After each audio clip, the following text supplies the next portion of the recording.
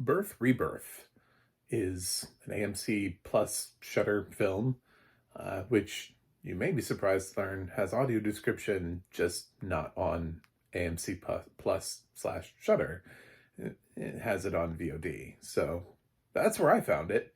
Uh, I wanted to make sure I gave this film a fair shot since it's nominated for Independent Spirit Awards. So I went all in on this audio description. So I saw that it was available, and so yeah, it's really kind of shitty to have to pay for audio description when I'm also paying for streaming service that hosts and made the film. By the way, it's not just that they're hosting it, but they actually made the damn thing, and they're putting the accessibility somewhere else. It's like, fuck you. Anyway, it's just we really have to start changing things. So it's a horror movie, sort of. It's a horror movie because it wants to be. Otherwise, it's kind of like a science fiction psychological thriller. It asks a lot of the same important questions that you would find in something like Ex Machina, but I don't think many people would call Ex Machina a horror film. About life, what is life, what is the importance of life, how much value is someone else's life over another's. Lots of different questions like that, just asked in a very interesting and different way through Birth, Rebirth. The story opens up hard. I'm not gonna lie.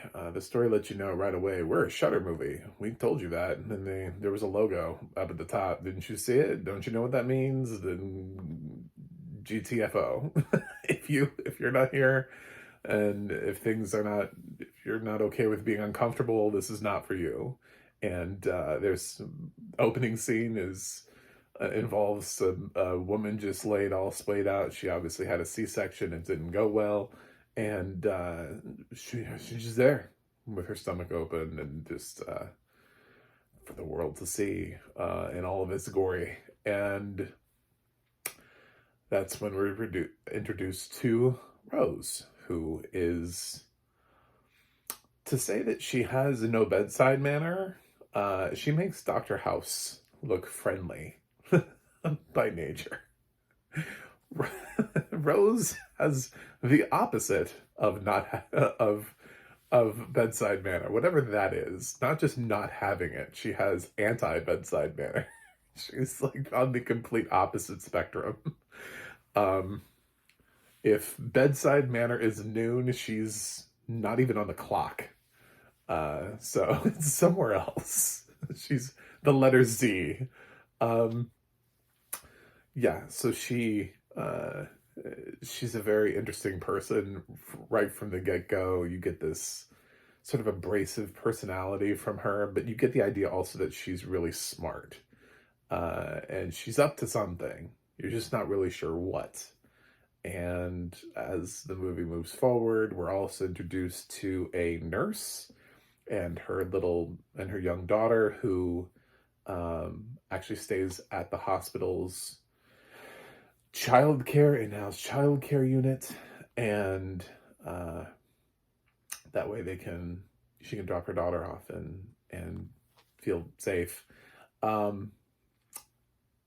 And then one day, the nurse wakes up, her daughter's sick. She didn't think anything of it. She asks the neighbor across the hall if the daughter can stay home with her.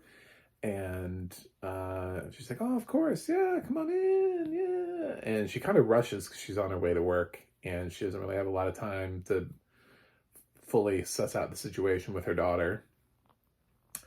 And things take a turn, and sort of unexpectedly so. And this situation puts us on a crash course towards these two people meeting, the nurse and the mother, the nurse and Rose, the nurse, the mother, who is the mother, and Rose, meeting when tragically the little girl dies spoiler territory, except for this is actually what the movie's about. And uh, Rose, turns out she's been doing some experiments. So, did the little girl die? Is she dead? And that is where the film goes from there. It's all about experiments. It's got saying a Frankenstein-esque thing to this plot is actually really just sort of inappropriate, because I heard it described like that one way, like it felt like a modern day Frankenstein. No, it doesn't. She's not assembling body parts. That makes it sound like she chopped the girl up and then just puts the girl back together using other body parts. It's not what happens. So if you're worried about that, it's one of the reasons I didn't rush out and see this right away. It took a couple people recommending this to me for me to want to see this, because initially one of the reviews that I read about this film was like, it's like Frankenstein. I was like, I don't want to see somebody chopping up a baby and sewing baby parts back onto it. Plus, I also made the girl sound a lot younger than she is. I don't know, she's like 7 or 8. She's much more functional than you would seem. I don't even know why she's in daycare and not in real school. She sounds a lot older than she is. If she's actually 4 or 5, kudos to the child actress playing this, because she did an excellent job of acting. I actually thought her line reading and everything was great for the little bit of time that we had, but she did not come across as being 4, if that's what she's supposed to be. I would have put her age in 1st or 2nd grade easy. So yeah, it swayed me a little bit of my the misgivings that I had going into the film. And then the actresses just kind of did the rest. Julie Reyes here as the mother is fantastic. She's Carla from Scrubs, and it's just, I'm like, what? What? It's such a great performance from her. The moments when she's processing the grief before she realizes what's happened with her daughter's body, just really truly great stuff from Judy Reyes. I realized that she's done some more dramatic work since Scrubs. This one is just a really nice highlight of her range and just how far she's come since being on Scrubs, being part of a comedic ensemble. And I really enjoyed her performance here. And I think it's her character and her performance that grounds the film, because nobody would want to watch it without her. Nobody really wants to watch the other film. I mean, some people do. Obviously, there's like a Reanimator thing. But I think the fact that it's happening to a child is what kind of puts this in sort of like, how far can you go? How far would audiences be willing to go with you on this journey? And why the director stays away from pushing open certain barriers and coloring a little bit with inside the lines. Yes, there's difficult subject matter here. For some people, this is like a living nightmare for all those people who think that they're using like aborted fetus parts or whatever to do things and whatever. It's like, well, this is sort of a horror movie based on, I guess, that idea, because they need fetal tissue for their study, and most of it they can get still from living through can't think of the name of the test, but it's the one with the giant needle that all the women are hate to have done, where they can sort of test into the little womb, and you can pull some amniotic fluid. Is that it? Did I get it? Where's my medical expert? I need a medical expert. And they pull that out, and that works. And it's not like they need actual like baby parts. That's not what this is. But they do need like maybe like some placenta or something. There's some stuff that they need that's like up in that region, but not like the actual thing itself. So, yeah. And there's also some stuff that Rose is doing to kind of like keep her experiments alive that is going to upset some people. Just going to give you a heads up about that. But if you clicked on a film knowing already what it's about and this doesn't upset you, I don't know why her thing would upset you. I don't know. If you're already down the rabbit hole, it's like, you know, you chose, you opened the store, you went here. And if you make it that far in the film to figure out what the hell she's doing, and then suddenly you're like, I'm like, you made it that far? You made it through everything else and you got here and you were like, no, this is a bridge too far. So anyway, it's two great lead performances from actresses. Interesting child performance. I won't say to the extent of how much she gets to do.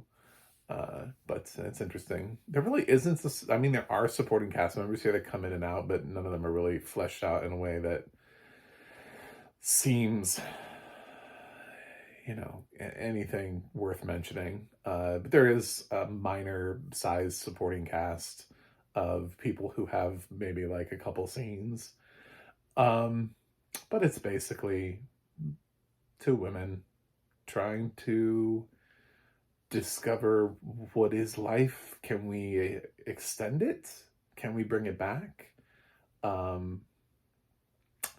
There's a point in the film where when they're sort of first two meeting, when Rose is trying to explain why she did what she did, and of course being, you know, the fact that the daughter died of something, she, you know, the mother mistakes the fact that when Rose says, oh, she had a very specific condition that I needed and that I've been trying to solve, that I think I can solve. And she assumed that it was the medical condition, the thing that her daughter had. And then Rose just goes, no, death. It's like, death is not a disease. But I mean, that gives you the idea of what this is trying to do. She's trying to cure death. So it's not a zombie movie. I just wanted to say that also. It's not a zombie. I mean, it's not like, I guess it sort of is. I mean, depending on what you consider to be a zombie movie, I just don't want you to think that this is like The Walking Dead, where, you know, she's doing stuff like that. Anyway, it's not like that. It's not like The Walking Dead or Dawn of the Dead or anything like that. That's not what this is either. So, it's its own thing. And it's very interesting, and I feel very rewarded for having seen it. It's one of the better horror films I've seen this year. I haven't seen one where I'm just like last year, I actually had The Black Phone in my top 10 from last year. And I haven't had a film like that this year that's just absolutely floored me. But this has been pretty close. Is the closest that I got. There's just a couple little things that bothered me or didn't quite line up, or I was wondering why we include that. You know, just a couple little things. Yeah, like one of them just being sort of like the aggressive opening, because I don't think there's anything remotely as gory as that, like throughout the rest of the film. I don't remember there being anything else. Not that there isn't blood throughout the film. They do work in a hospital, and Rose works in and around dead bodies, so it's like there are dead bodies, but nothing of the sort. There's a little bit of sexual content for those of you who are worried. I won't give you context on that, except to say it's not what you would immediately think of when you hear what I've described so far and you hear of sexual content. And that's about it. Audio description here from the Audio Eyes team. I thought was written really well. It's done I'm trying to think of like, I feel like every time I hear audio eyes, it's usually on a TV show. So I'm pretty impressed with the feature length version of this and how they managed to navigate it. Um, there are, it does what a horror movie needs to do, which is focus on the gory moments. When there are gory moments, there just aren't that many of them. There are some sort of tense moments, some moments where something could go awry, and the tension is built through the audio description, where we're wondering where something is, or what's that sound, all different sorts of things. It's not the most terrifying film in the world, but the audio description works with what it is. It's more of a character study.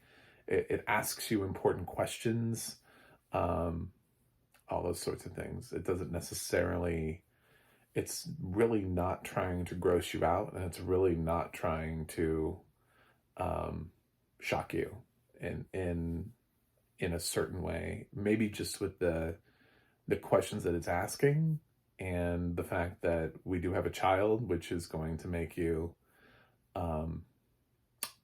sort of a little bit more. If this was happening to an adult, I think people would care less. That's just the reality.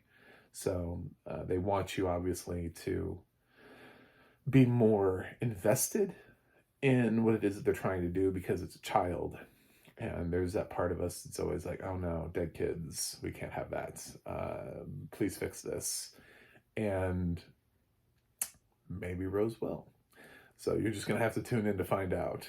And I think that's the interesting thing about Birth, Rebirth. So it has really solid audio description. Again, props. And I enjoyed the film. So it's not my favorite film of the year. I probably still wouldn't have opened it the way that they did. But it lays down a really just sort of unnecessary flag and says, we're a horror film. And it's by far the goriest thing that's in the whole film, is the opening scene, to have a woman like laid open after a C-section.